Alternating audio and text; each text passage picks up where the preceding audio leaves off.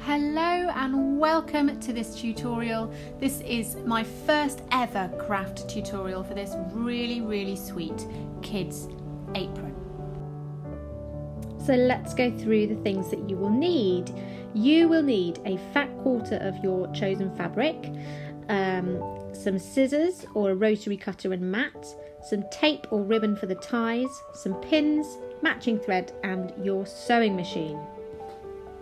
So the first thing we're going to do is we're going to cut our fabric into the basic shape of an apron. Now here I'm just taking off the edge of the fabric which we don't need, and then I grab a kid's apron that I have already at home to sort of copy the shape. And then I refold the fabric because I don't want to waste any, and cut a shape that's slightly bigger than the apron I have. Both because I wanted it to be a little bit bigger and to account for seam allowances.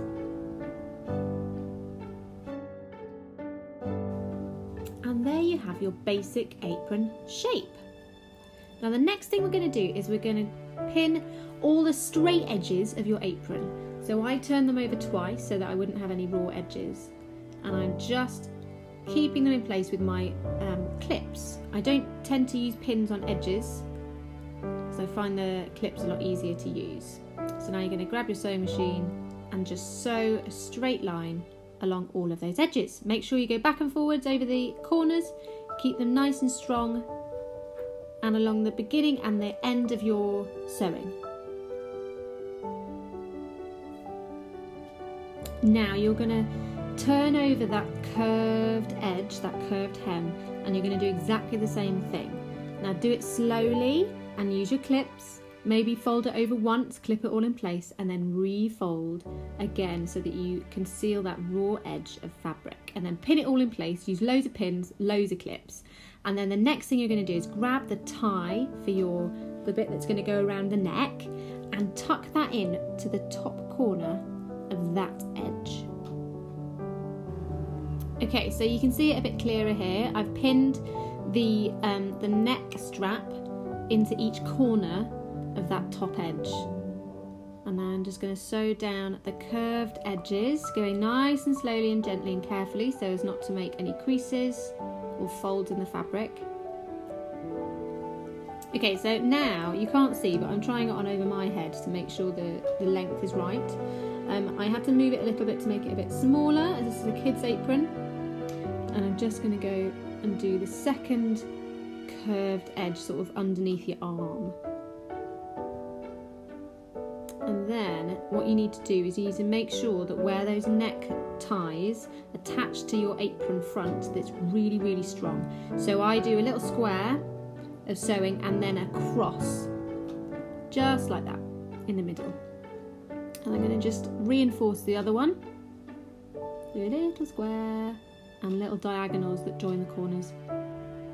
And that just makes a really strong, secure connection between your necktie and the apron front.